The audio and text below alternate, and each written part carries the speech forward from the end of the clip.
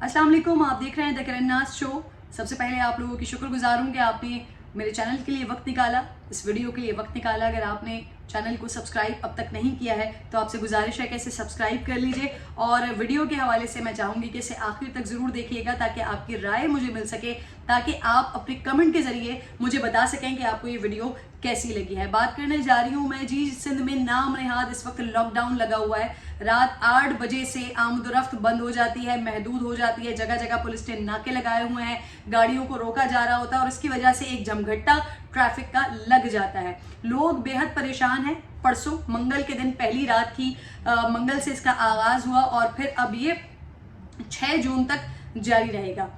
रात के वक्त अपना प्रोग्राम खत्म करने के बाद 8 बजे के बाद के वक्त जब मैं निकलती हूँ तो सड़कों पर होना तो ये चाहिए था कि अगर ये लॉकडाउन लग चुका है तो सड़कों पर सन्नाटा होता, आसानी होती लोगों के लिए। लेकिन अब हो ये रहा है कि लाइट्स ऑफ कर दी जाती हैं मेन स्ट्रीट्स की, जगह जगह पुलिस के नाके लगे हुए हैं। पुलिस वहां पर लोगों को रोकती है।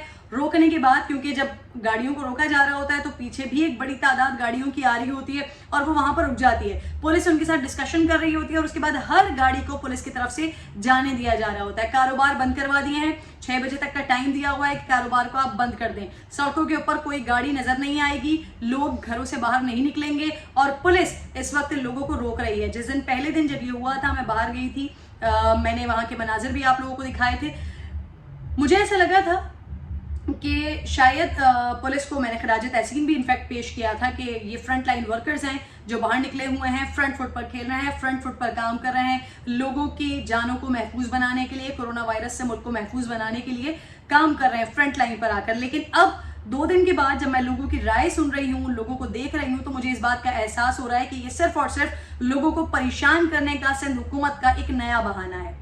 मुराद अली शाह साहब फरमाते हैं कि कोरोना से लोगों को मरने नहीं देंगे, यानी कि लोग भूख से मर जाएं, लोग बेरोजगारी से मर जाएं, लोग गर्मी से मर जाएं। कोरोना से किसी को मरने की सिंध में खास तौर पर इजाजत नहीं है। इसी वजह से 6 बजे के बाद लॉकडाउन है। मुझे समझ नहीं आता, मैंने उस दिन भी ये वहां पर जब मैं बाहर थी तो वजीर आला साहब के नुमाइंदे मौजूद थे। मैंने उनसे पूछा था कि क्या कोरोना वायरस की कोई डील हुई भी है, कोई सेटिंग हुई भी है सिंध हुकूमत से। वजीर आला साहब को उन्होंने आके बताया है कि जनाबे वाला 6 बजे तक जो कोरोना वायरस आराम कर रहा होता है, सो रहा होता है, लेकिन 6 बजते ही, शाम के 6 बजते ही कोरोना वायरस एकदम एक्टिव हो जाता है।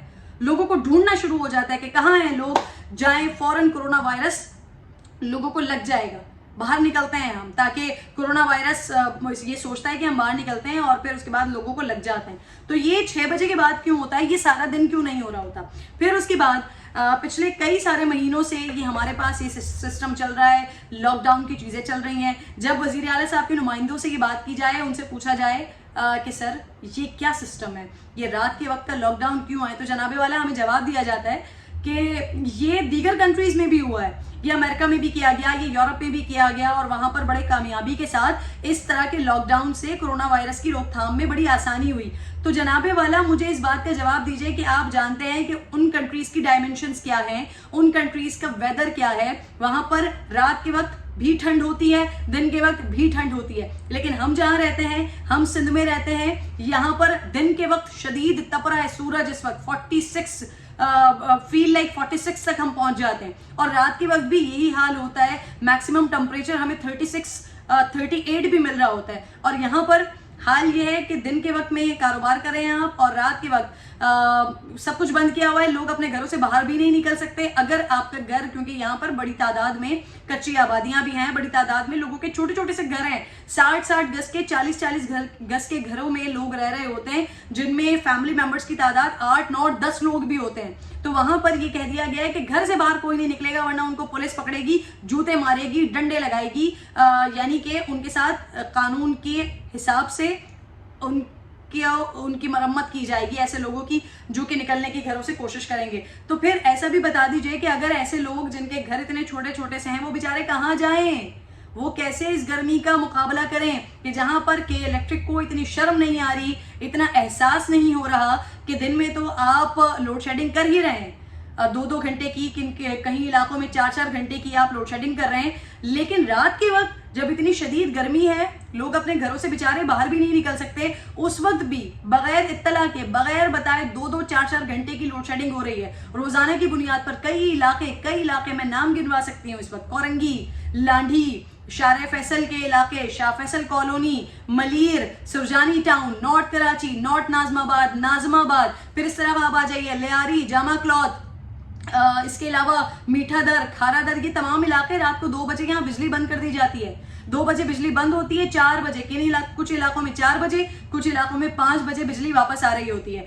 यानी कि दिन भी बेसुकूनी के आलम में लोग गुजार रहे हैं कि वहां पर तो 2-2 घंटे की लोड शेडिंग हो ही रही होती है। लोग घरों से बाहर भी होते हैं, कारोबार भी कर रहे होते हैं, काम भी कर रहे होते हैं, और रात में जब वो आराम के लिए अपने घरों में मौजूद हैं, जब लॉकडाउन है, बेचारे कहीं हवाखोरी के लिए भी बाहर नहीं निकल सकते, उस वक्त के इलेक्ट्रिक को इतनी गैरत नहीं आ रही, इतनी शर्म नहीं आ रही कि बिजली बंद करके बैठे हुए हैं। और वजीर आला साहब, सिंध हुकूमत, NCOC, इन तमाम लोगों को इस बात की फिक्र है कि लोग घरों से बाहर ना निकलेंगे, कोरोना वायरस फैल जाएगा।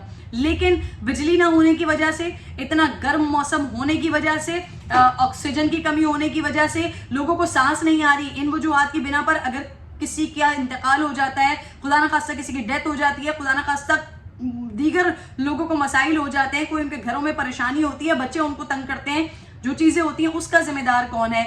ऐसा कुछ भी ना सिंध हुकूमत को मालूम है, ना NCOC को मालूम है, ना दीगर लोगों को मालूम है। सब जी मजे कर रहे हैं, सब अपनी अपनी जो है वो अपने मजों में लगे हुए हैं। सबके घरों में AC है, सबके पास बड़ी बड़ी गाड़ियां हैं, जितने भी ये फैसला साज हैं, फैसला करने वाले लोग हैं, बड़ी बड़ी गाड़ियां इनके घर में मौजूद हैं, बड़े बड़े जनरेटर्स इनके घरों में मौजूद हैं। खुदा न खास्ता वैसे तो तौबा मजाल वापडा की के इलेक्ट्रिक की के इन लोगों के घरों की बिजली बंद कर दी जाए, और अगर इनके घर की बिजली बंद हो भी जाती है तो इनके घर में इतने बड़े बड़े जनरेटर्स मौजूद हैं कि आराम से बिजली आएगी, AC भी चलेगा, ठंडा भी होगा, ठंडी मशीन में कमरे में बैठे हुए होंगे और जी फैसला कर रहे होंगे और बड़े खुश हो रहे होंगे कि जी अल्लाह का लाख लाख शुक्र है कि कोरोना वायरस से बचाने के लिए लोगों को हमने घरों में इस वक्त बंद कर दिया है, हमने लॉकडाउन लगा दिया है ताकि लोग कोरोना वायरस से महफूज रहें। सर जी, किसको माऊं बनाया जा रहा है, किसको खुश किया जा रहा है, कुछ समझ नहीं आ रहा। ये कौन सा लॉकडाउन है जो रात 6 बजे से शाम 8 बजे से, शाम 6 बजे से रात 8 बजे से जिसका आगाज होता है, जिस कोरोना वायरस के फैलाव का रात से आगाज होता है और जैसे ही सुबह होती है फिर खत्म हो जाता है। फिर 6 बजे 8 बजे से दोबारा कारोबार शुरू होता है और शाम के 6-8 बजते ही फिर ये कोरोना वायरस दोबारा से असरअंदाज हो जाता है। अगर आप लोगों ने कोई इस तरह के फैसले करने थे तो उसके साथ साथ ये आज का मसला नहीं है और ना कोई इतना नया मसला है कि आप लोगों को समझ ही नहीं आ रहा कि करना है क्या। ये तकरीबन 1.5 साल हो चुका है इस मसले को। फरवरी 2020 से यहाँ पर कोरोना वायरस आया है, उसके बाद से कभी स्मार्ट लॉकडाउन, कभी फुल लॉकडाउन, कभी ये वाला लॉकडाउन, कभी वो वाला लॉकडाउन। क्या आप लोगों ने ये सोचा है कि वो बेचारे रोजमर्रा कमाने वाले मजदूर जिनका घर रोजाना की बुनियाद पर जब वो सारा दिन मेहनत करते हैं तो रात को अपने घर वालों के लिए 1-1, 2-2 रोटी का इंतजाम कर सकते हैं, क्या आपने उनके बारे में सोचा? क्या आपने ये सोचने की जहमत की, कोशिश की कि वो बेचारे कैसे खाएंगे, उनका गुजारा कैसे होगा? कोरोना से वो मरे ना मरे, वो भूख से जरूर मर जाएंगे। फिर आप लोग कह देते हैं कि भूख से आज तक कोई मरा है। ये आप नहीं सोच रहे, अगर भूख से वो ना भी मरे तो शर्मिंदगी से मर जाएंगे कि अपने बच्चों का पेट कहां से पालें, उन अपने घरों का चूल्हा कैसे जलाएं, अपने बच्चों की छोटी छोटी नन्ही नन्ही ख्वाहिशात कैसे पूरा करें। इस बारे में आपने सोचा है कि आपने कोई ऐसी हिकमत अमली बनाई कि चलिए ठीक है, वो लोग जिनका कारोबार या जिनका घर बार मुतासर हो रहा है, जो रोजमर्रा डेली वेजेस वाले लोग हैं, उनके लिए कोई ऐसी हिकमत अमली आपने तैयार की कि अगर वो अपने जो काम है वो नहीं कर सकते, उसके थ्रू अपना घर नहीं चला सकते, तो कोई और सजेशन, कोई और प्लान हुकूमत के पास मौजूद हो, वो आप उनको दे दें कि जी इस प्लान पे अमल करते हुए हम इनके बेचारों के, ये बेचारे भूखे भी नहीं रहेंगे, इनके घरों के चूल्हे भी ठंडे नहीं होंगे और आराम से हम अपने लोगों को कोरोना वायरस से भी महफूज कर लेंगे। साथ साथ आपने क्या के इलेक्ट्रिक को इस बात की तंबीह की है कि ईद पे आपने एक लंबा सा लॉकडाउन लगा दिया 7-8 दिन का, और आपने के इलेक्ट्रिक को कह दिया कि जी इन दिनों में लाइट नहीं जानी चाहिए, इलेक्ट्रिसिटी का कोई डाउनफॉल, कोई मसला नहीं होना चाहिए, और उन्होंने आपकी इस बात पर अमल भी किया। लेकिन जैसे ही ये ईद की छुट्टियां खत्म हुई, फिर क्या इलेक्ट्रिक की नई नई मरोड़े शुरू हो गई। कभी उनका पूरा पावर डाउन हुआ, ऐसा डाउन हुआ कि सारा दिन सारी रात लोगों के घरों में लाइट नहीं थी, बिजली नहीं थी, और उसके बाद अब पहले ये बड़ा सा ब्रेकडाउन हुआ और ब्रेकडाउन के बाद ये रोजाना की सिचुएशन बना दी है, ये रोजाना का मसला बना दिया है कि होता क्या है, लाइट नहीं होती, बिजली नहीं होती। रोजाना रात को 2 बजे, किन इलाकों में कुछ इलाके हैं जहां पर 1 बजे, कुछ इलाके हैं जहां पर 2 बजे लाइट चली जाती है और फिर बेचारे लोग इंतजार करते रहते हैं, अपनी नींदें बर्बाद करके इतनी शदीद सड़ी गर्मी में इंतजार करते हैं कि कब बिजली उनके घरों में मैसर होगी। खुदा के लिए कुछ तो हिकमत अमली बना लें, किसी को तो प्रेशराइज कर दें कि इलेक्ट्रिक को कुछ तो बोल दें, उनको कुछ तो गैरत दिला दें कि लोगों के ऊपर हम रहम नहीं कर रहे, कम से कम तुम ही रहम कर लो। और ये तो पैसे देकर रहम मांग रहे हैं आपसे। जो लोग बिजली चाहते हैं, जिनके घरों में बिजली जिन्हें चाहिए, जिनको इस गर्मी से बचना है, थोड़ा बहुत सुकून चाहिए, वो पैसे दे के रहम मांग रहे हैं कि आप हमसे पैसे ले लो, आप बिजली का बिल भेजो, लेकिन हमें बिजली तो दो। लेकिन यहाँ पर हम शदीद भारी बिजली के बिल भी भर रहे हैं और घर में लाइट भी नहीं है। कल मेरे घर पे भी रात को लाइट नहीं थी। आप तमाम लोग अच्छे तरीके से जानते हैं कि एसी नहीं चल सकते हैं जनरेटर्स पर। जितनी शदीद गर्मी है, जिन लोगों को एसी की आदत है उनको एसी चाहिए, लेकिन जी बिजली नहीं है। चले एसी भी छोड़ दीजिए, पंखे नहीं चल सकते हैं, बिजली नहीं है। लोग गर्मी से कैसे छुटकारा पाएं, लोग कैसे आपके इस सो कॉल्ड बदतरीन और जबरन लॉकडाउन के ऊपर गुजारा करें, क्योंकि कोई हिकमत अमली आपके पास नहीं है, बस आपने शहर को बंद कर दिया। कोरोना वायरस से लोगों को बचाने के लिए आपने शहर को बंद कर दिया।